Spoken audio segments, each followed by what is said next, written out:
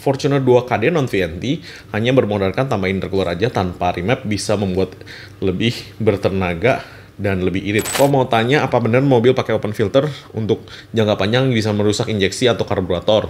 Bro Ricolis, lo orang ya kalau bikin nama YouTube ya, tolong-tolong deh. Bagus dikit, susah gue bacanya.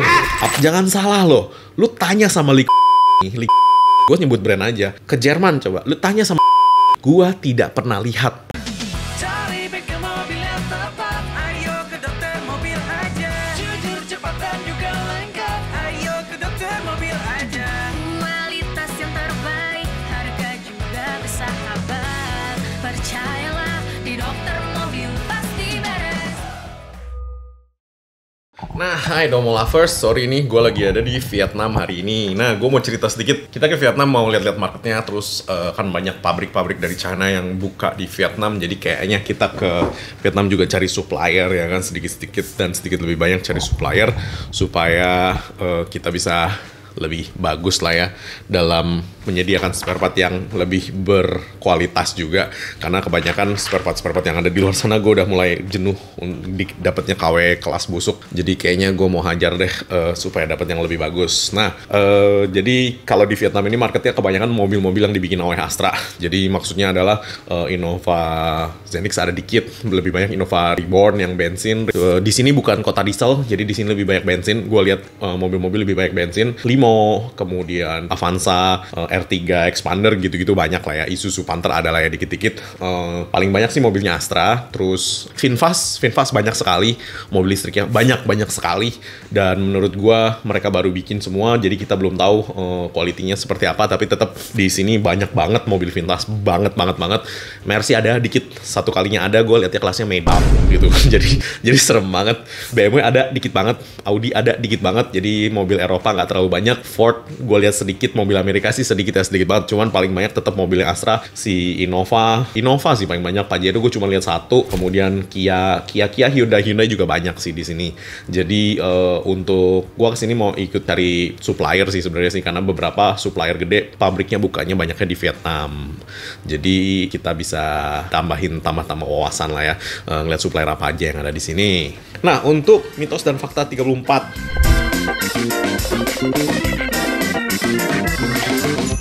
Oke, udah banyak ya. Penjelajah. Mobil dengan pendinginan viscofan atau kipas yang ikut putaran mesin lebih dingin dan aman daripada electric fan motor. Yang kalau electric fan motornya cara tiba-tiba bisa overheat. Yes, bener. Jadi kalau yang namanya electric fan itu cuman muternya dikit. Jadi dia tetap muter, tetapi dia nggak bisa muter sekencang itu. Nah, kalau kenapa-napa tinggal diganti oli viscofannya, yaitu silicone oilnya. Itu nggak seberapa duit, tetapi gue sih lebih senang viscofan. Tetapi viscofan itu biasanya menambah beban di puli engine, karena dia mengambil dari putaran si engine. Nah, maka dari itu kalau lu tahu BMW E90 ya kan, mereka kalau misalkan mau dipakai buat racing, itu viscofannya sengaja dicopot diganti pakai electric motor fan. Yes, betul, ketika electric motor fan itu kalau tiba-tiba mati emang langsung overheat. Iya bener, tapi ada plusnya ada minusnya lah ya. Kalau misalkan electric motor fan itu dia kan narik listrik ya kan, jadi beban di aki dan alternator. Kalau lu dari viscofan, engine-nya yang berat langsung, jadi ada plus ada minusnya ya. Jadi nggak semuanya bagus lah ya, dan nggak semuanya jelek. Miracle Boy, dengan jenis mobil yang sama, transmisi matic dan manual akan memiliki torsi dan horsepower dan top speed yang berbeda, terutama AT sama manual. Katanya AT lebih gede torsinya kalau manual sama CVT mending buat manual buat tenaganya. Oke, saya stop Anda dulu sampai di situ. Sebenarnya yang namanya transmisi itu kalau lu buat harian paling nyaman itu tetap CVT. Tapi memang paling cepet jebol kalau lu bejek-bejek. Kalau misalkan CVT sama AT ditanya lebih awet mana, lebih awet alias lebih minim perawatan mana, Triptronic itu berarti kalau misalkan lu udah masuk ke Formula One, lu masuk ke NASCAR masih pakai gearbox, masih pakai manual, cuman dia sequential. Terus rally juga masih pakai manual gearbox tapi dia sequential. Nah, cuman kalau lu udah masuk Formula One itu sebenarnya udah berbeda sih itu sih teknologinya dari AT dan manual. Nah, sebenarnya kalau lu mau paling enak bawanya kenceng dan tidak paling minim perawatan ya. Lu bawa manual transmission, jangan otomatis atau CVT. Karena manual transmisi itu paling mentok sementok-mentoknya lu ganti oli hidroliknya sama lu ganti kampas kopling set udah. Karena ya, lu mau bejek-bejek kayak apapun dia paling mentok habis kampas koplingnya.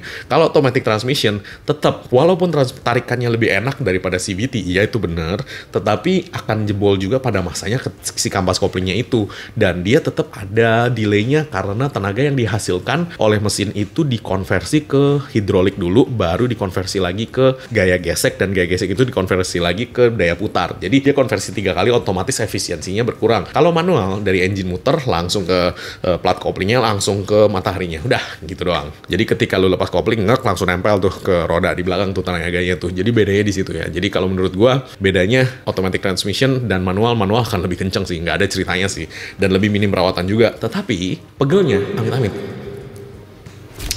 Irfan Simanjuntak, di Indonesia nggak banyak mobil sedan 2 pintu kayak di Amerika, karena pasaran Indonesia mobil 2 pintu sepi peminat. Nggak juga carry 2 pintu, mobil-mobil bak, gremek banyak bro. Apakah cuman bukan sedan ya, atau ada alasan lain? Contohnya mobil Genio, Vario, Cielo, Yaris Bapau, bahkan Hyundai Avega aja di Amerika ada yang 2 pintu, sedangkan di Indo 4 pintu. Suka heran aja, padahal kan kalau 2 pintu itu kan keren. Oke. Sekarang ini sebenarnya bukan laku nggak laku sih. Mobil yang dipasarkan di Indonesia itu benar-benar dikontrol oleh grupnya Astra dan Indomobil. Jadi suka-suka jidat mereka sih, mereka mau masukin apa, kita tinggal terima aja. Market Indonesia sebenarnya untuk otomotif variasinya tidak sebanyak itu. Lu kalau nggak percaya, lu ke Malaysia aja. Ini pemerintah yang benar-benar buka bordernya, maksudnya suka-suka lu mau masukin mobil apa, dan marketnya terima semua. Lu lihat berbagai macam dan ragam mobil-mobilnya di situ tuh kayak apa. Itu hanya beda dikit loh dari Indonesia. Nah kalau di Indonesia memang benar-benar dikontrol oleh Astra Group. Jadi kita terima aja dari mereka. Prahmadana, Fortuner 2KD non-VNT hanya bermodalkan tambah intercooler aja tanpa remap bisa membuat lebih bertenaga dan lebih irit. Enggak. Kalau misalkan bertenaga, ya oke lah ya, karena intercooler kan konsepnya mendinginkan udara yang masuk sehingga dia lebih padat oksigennya. Kalau lebih irit ya enggak sih, kan tergantung dari mappingannya. Kalau misalkan mappingannya tetap, misalnya nih, dia tetap mappingannya misalnya ya 250 cc per menit misalnya, ya tetap 250 cc per menit, cuman memang tenaganya lebih gede karena udara yang dimasukin lebih padat gitu aja. Moh Pranoto, mobil sekarang banyak sensor kamera dan radar, perlu dikalibrasi berkala, dan kalau iya apa hanya ATPM yang boleh melakukan kalibrasi? Oke, good question. Ini namanya ADAS kalibrasi ya, Advanced Detection and Ranging System. Itu sensor radar dan bla bla bla. Dia nggak semua bengkel memiliki sensor ini karena kalibrasinya cukup ribet, cukup butuh skill yang lumayan, dan belum tentu lu mau bayar. Jadi nggak semua bengkel-bengkel di luar sana mau nyetokin scanner yang bisa kalibrasi ADAS. Kita aja di Dokter Mobil aja cuma punya 1 scanner yang bisa kalibrasi ADAS, itu pun di hybrid, karena bengkel Domo hybrid kita membutuhkan scanner dengan spek yang paling tinggi, makanya hanya dia doang yang punya. Dan itu pun saya nggak terima kalibrasi ADAS, karena kalibrasi ADAS misalnya itu tuh bisa memakan sampai dengan 1,5 jam loh gua ke kalibrasi begitu. Dan udah gitu belum tentu lo orang mau bayar hanya untuk ngekalibrasi sensor doang. Ya gitu deh. Jadi maksudnya dengan demand yang customer ada sekarang nggak memungkinkan, makanya hanya si ATPM doang. Dan jangan salah loh, ATPM juga setahu gue sih jarang ya mau kalibrasi gituan ya. Jarang banget deh mau kalibrasi, kecuali nih lu bekas nabrak dan sensor itu habis diganti baru. Nah mau nggak mau tuh dia kalibrasi. Tapi kalau nggak kenapa-napa nggak mungkin mau. Prosesnya agak-agak painful, agak-agak lama. Udah gitu belum tentu lu mau bayar deh. Belum tentu lu mau bayar. Bro Ricolis, apa memasang OBD2 di mobil bisa merusak ECU karena melakukan scan terus-menerus? What the fuck? Enggak. Jadi OBD2 itu namanya jenis colokan ya. Kayak USB A, USB B, USB C. Nah, di mobil itu ada OBD1, ada OBD2. Nah, makanya kalau lu bilang apakah colokan OBD2 mengganggu ECU? Enggak. Karena ECU tetap akan mengeluarkan data itu mau nggak mau. Si scanner hanya kencolok di situ dan membaca data yang dikirimkan oleh si ECU. Nah, tapi ya saya tidak pernah disarankan sih oleh manufacturer untuk selalu membaca data dari ECU. Makanya nggak usah lu colok-colok sambil berjalan ya lah. Scuderia Fahmi 1NZ mesin Yaris manual, kalau di macet merambat, apakah kampas koplingnya aman lepas setengah kopling tanpa digas biar maju pelan-pelan? Soalnya kalau diimbangin gas dikit malah ndut-ndutan, atau mungkin bisa ada tips biar nggak ndut-ndutan mode idle RPM rendah. Sebenarnya sih semua mobil lu lepas kampas kopling setengah nggak ada masalah sih bro. Cuman kalau sering-sering memang dia akan konsepnya kan dia setengah selip setengah ngegigit kan gitu kan. Jadi udah pasti kalau sering-sering kampas koplingnya akan cepat habis. Tapi kalau sedikit-sedikit nggak masalah lah, dan kalau memang lu ngegas ya minimum harus masuk 1500 RPM baru bisa nggak ndut-ndutan, karena kalau di bawah 1000 pasti geduk-geduk gitu sama. Itu lebih parah lagi kalau lu pakai kopling racing. Nah, jadi kalau kayak di mobil-mobil yang pakai kopling racing yang koplingnya beratnya minta ampun, itu kalau RPM kerendahan itu guduk-guduknya lebih berasa lagi karena tenaganya kan langsung ke transfer dan dia slip gitu kan. Mas Chen, kok mau tanya apa benar mobil pakai open filter untuk jangka panjang bisa merusak injeksi atau karburator? Enggak. Karena pengalaman dari naik motor, open filter dipakai daily use cukup lama, ketika filter dipasang suara motor jadi kasar dan konsumsi BBM-nya tidak seirit dulu. Mohon dijawab. Itu mah enggak begitu ya. Jadi kalau lu pakai open filter, selama open filter itu yang bagus itu dalam artian filter yang menyaring udara dari partikulat-partikulat yang kecil ya, bukan hanya kelihatannya doang menyaring ya. Jadi kalau gua akan rekomen yang berbahan dasar cotton atau katun, karena itu masih bener-bener menyaring. Nah, kalau lu bilang jangka panjangnya, selama filter itu masih bagus, tidak ada yang retak, yang kisut atau yang sobek, itu nggak akan rusak sih ya mobil-mobil lu. Nah, yang parah adalah open filter yang tidak menyaring debu-debu halus tuh. Nah, itu pun yang rusak bukan karburator atau injeksi, yang rusak adalah silinder liner. Kenapa? Jadi ketika udaranya masuk sama debu-debunya, disemprotin bensin atau ya pokoknya kecampur sama bensin lah ya, terus dibakar di ruang bakar, debunya itu nempel ke dinding si piston, sehingga si piston ketika naik turun dia kayak ngamplas gitu. Nah, itulah yang terjadi. Jadi kalau injeksi atau karburatornya nggak mungkin rusak. Kalau pas dipasang lagi suara motor menjadi kasar, ya iyalah bro, sekarang gini aja, gue balik. Lu dari lari-lari di lapangan biasa, kagak pakai masker, terus lu gue pakein masker, suara lu jadi ya udah pasti lah ya kan. Nah, jadi sebenarnya suara lu yang tambah kencang karena lu tidak terbiasa dipasangin filter, bukan motornya yang merusak. Kalau tidak seirit dulu, ya iyalah, namanya udara dimasukin lebih banyak ya kan, dia motornya jadi lebih enteng, ya udah pasti irit. Nah, ini udaranya kagak masuk banyak, terus lu gara-gara motornya kagak ada tenaga, lu gasnya lebih, ya udah pasti tambah boros. Gitu aja sih emang sih. Karena emang satu kali lu pasangin open filter, elunya yang kagak mau dipasangin filter full lagi. Sebenarnya motornya mah nggak kenapa-napa dipasangin filter full lagi, cuman gara-gara lu yang pakai, lu tidak terbiasa dengan settingan barunya gitu aja. Bro Rikolis, lu orang ya kalau bikin nama YouTube ya, tolong deh bagus dikit, susah gue bacanya. Apakah memasang OBD 2? Ayo, udah tuh. Nah, mitos atau fakta, mencampur bensin dengan cairan sejenis kalian dapat membersihkan mesin? Tolong jawab, maksudnya gimana sih? Gue nggak ngerti nih. Mencampur bensin dengan cairan sejenis. Aduh, gila. Oke, gue ajarin lu crash course aja lah ya, dengan yang namanya cleaner product untuk internal combustion engine. Nah, cleaner product itu kalau yang paling dasar, bahan dasarnya solvent atau pelarut ya kan. Nah, pelarut itu bener bisa ngebersihin. Lu nggak percaya, lu ambil thinner Cobra tuh yang bagus, yang belinya pile gede, bukan yang kecil-kecil. Lu punya injektor motor nih yang mampet nih, lu celupin sambil lu nyelamatin. Lu cetek cerak gitu sambil lu celupin deh di dalam thinner. Gua jamin itu semua kerak-kerak yang ada di injektornya itu lepas. Nah, tetapi yang namanya thinner itu not safe untuk karet, tidak safe untuk seal-seal, tidak safe untuk gasket-gasket ya. Jadi gua nggak saranin lu orang pakai thinner. Lu bisa masukin, tetapi resiko tanggung sendiri. Nah, kemudian dibuatlah yang namanya injector cleaner. Injektor cleaner itu fungsinya memang sama, membersihkan injektor dari dalam yang dicampur dengan bensin dengan bahan dua nih.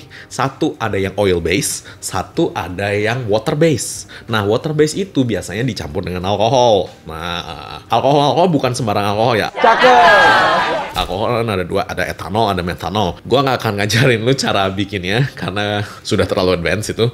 Lu gua ajarin aja, pokoknya yang dicampurin dengan alkohol, di mana campuran alkohol itu dengan zat aditif lainnya sedikit-sedikit biasanya dicampur xylene. Xylene ya kalau lo orang tahu XYELENE. Nah, xylene itu bisa membersihkan juga dengan lebih aman bagi gasket, seal, dan karet-karet ya. Itu jauh lebih aman. Ada juga yang dari oil base, yaitu berbahan dasar minyak bumi, sehingga tetap sama-sama bisa kebakar dan tetap udah pasti 100% aman untuk di tangki bensin, karena bensin sendiri bener-bener lebih keras daripada si cairan pembersih ini. Nah, tapi at the end of the day, bensin sendiri sudah merupakan bahan pembersih yang cukup bagus. Problemnya adalah bensin ini yang kita pakai sehari-hari itu kadang-kadang tercampur dengan kotoran-kotoran yang ada di dasar tangki. Kotoran-kotoran itu saya baru kemarin meeting sama salah satu Lubrizol Asia Pacific. Jadi saya diajarin nama dia karena Indonesia sudah akan masuk ke E35 ya kan, etanol 35. Dia bilang ini problemnya sebentar lagi adalah bakteri di dalam tangki-tangki bensin, tangki-tangki solar atau bensin yang ada. Karena ketika lu masukin alkohol itu atau lu tambahin apapun itu, bakteri yang ada di dalam bensin atau solar itu akan lebih cepat bertumbuh. Nah, bakteri-bakteri ini itu biasanya yang bikin mampet si injektor nih. Nah, makanya kenapa ditambahin aditif untuk mengurai si bakteri itu sehingga bisa lewat ke injektor ya. Itu namanya pembersih. Cuman ada lagi yang buat bersihin karbon keras, karbon halus, bakterinya itu banyak macem. Jadi ya lo orang tahu sampai situ aja. Jadi kalau lo orang mau beli pembersih injektor, gua sarankan lo beli yang bener. Kenapa? Ada harga, ada barang. Balik lagi, gua hanya percaya sama buatan-buatan company-company gede yang memang sudah terbukti di seluruh dunia. Ada alasan kenapa gua pergi ke pabrik-pabriknya sendiri dan masing-masing. Karena gua mau tahu nih, ini produk bener-bener dibikin oleh pabrik atau dia cuma rebranding. Jangan salah loh, lu tanya sama gue nyebut brand aja, ke Jerman coba, lu tanya sama gua tidak pernah lihat pabriknya di Jerman. Gua pernah lihat kantornya, yes, tapi bukan pabrik.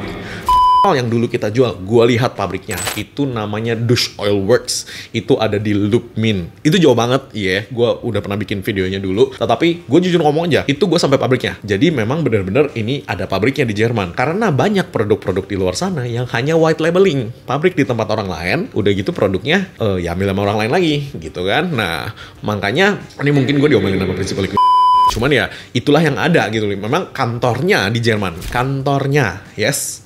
Jadi gue nggak bilang nggak ada kantornya, ada kantornya di Jerman, beralamat di Jerman. Gue pernah sampai di sana, yes, betul. Juga sama, dia ada pabriknya kalau. Jadi gue udah pernah sampai di pabriknya. Gue ngomong apa adanya ya, maksudnya terserah mereka mau marah mau nggak, karena ini fakta gitu loh. Jadi gue nggak kena undang-undang apapun. Jadi kalau yang lain-lain, misalnya lu beli yang merek-merek lokal yang aneh-aneh, gue ya lu do your research lah, maksudnya lu riset dulu lah, ini pabriknya ada apa kagak ya kan, pabriknya segede apa, karena ya itulah yang terjadi. Orang-orang ini main masukin thinner seperti video gua sebelumnya yang aditif oli transmisi itu, dimasukin thinner sama dia, kemudian dijual sebagai aditif oli transmisi, dan gobloknya masih ada banyak orang yang tanya lagi sama gua, kok kalau dimasukin thinner emangnya kenapa, emangnya bla bla bla dan begini. Aduh, gua udah males bro jawabnya. Bener, kadang-kadang tuh dikasih tahu yang bener malah ya gitu deh. Di Indonesia ya gitulah ya, gue males lah yang ngomonginnya lah. Udah gitu ditanya, wah kan nggak sama nih parameter-meternya bla bla bla, yang satunya begini. Ya udahlah bro, lu masukin aja deh bro ke mobil lu, gue mau tahu jebol apa kagak, gitu aja kan. Gue udah males gue ngasih taunya, dikasih tahu yang bener masih dihujat-hujat. Kadang-kadang tolongnya nih epic kalau gue bilangnya, epic tolongnya. Jadi gue udah malas dah, gue udah ngomongnya dah. Udah dikasih tahu yang bener masih ngeyel, ya udah lu monggo. Jadi kalau lu mau beli merek apapun itu, injector cleaner, kalau memang dari pabrik gede bagus, kayak Sado ada pabriknya di Rusia. Ya, XADO itu ada pabriknya di Rusia. Gua pernah sampai sono, jangan salah, gua pernah sampai sono. Jadi untuk pabrik-pabrik gede-gede yang gua ngomong gua pernah sampai sono, gua pernah sampai sono. No hard feeling, walaupun gua bukan distributornya, no hard feeling pokoknya. Gua bilang gua udah pernah, karena kalau lu tahu Frankfurt Automechanika itu gede banget dan itu dihadiri oleh semua merek oli di dunia. Nah, lu belum tahu kan, merek oli yang lebih gede dari masih banyak. Ada yang namanya Wolf Oil, ada itu lu nggak tahu deh gitu loh. Dan ada yang namanya Venol, ada yang namanya Adinol, itu banyak banget dan gede-gede. Jadi dan beberapa memang dia hanya perusahaan branding aja. Jadi dia pegang merek, dia brandingnya gede-gedean, gila-gilaan, tetapi tidak punya pabrik di situ. Ada alasannya juga sih kenapa nggak ada pabrik di situ. Kenapa kok kita punya bottling di Taiwan? Karena di Jerman itu lu harus tahu ada peraturan di Eropa bahwa oli sana kalau nggak salah kalau nggak salah harus 30%, ini kalau nggak salah ya, correct me if I'm wrong, harus ada 30% oli daur ulang. Jadi makanya kenapa gue nggak suka itu. Jadi di Eropa itu supaya lebih green, supaya lebih go green, mereka mengharuskan oli yang keluar dari negara itu harus diisi oleh 30% oli daur ulang. Ini kita cerita barang jadi ya. Kalau lu ekspor bahan dasar nggak ada masalah. Yang penting bahan jadinya itu harus 30% daur ulang. Nah itu ada bagus ada jeleknya ya. Kalau jeleknya gue nggak suka kalau gue beli oli seharga oli Jerman dikasihnya 30% daur ulang, gue nggak suka. Jadi kenapa makanya kita keluarin dari Jerman bahan dasarnya, kemudian kita bottling di Taiwan supaya gue bisa dapat 100% oli baru. Itu juga ada ceritanya why-nya gitu loh. Jadi kan itu menyiasati peraturan negara lain ya. Gitu. Jadi kalau lu mau beli monggo, tetapi lu harus riset dulu ini bikinan siapa. Karena kalau diisi solvent kayak aditif yang kemarin gue tes itu, no sih, not good sih bro. Intinya sih gitu aja sih. Jangan lupa subscribe, like, dan komen di YouTube kami. Thanks.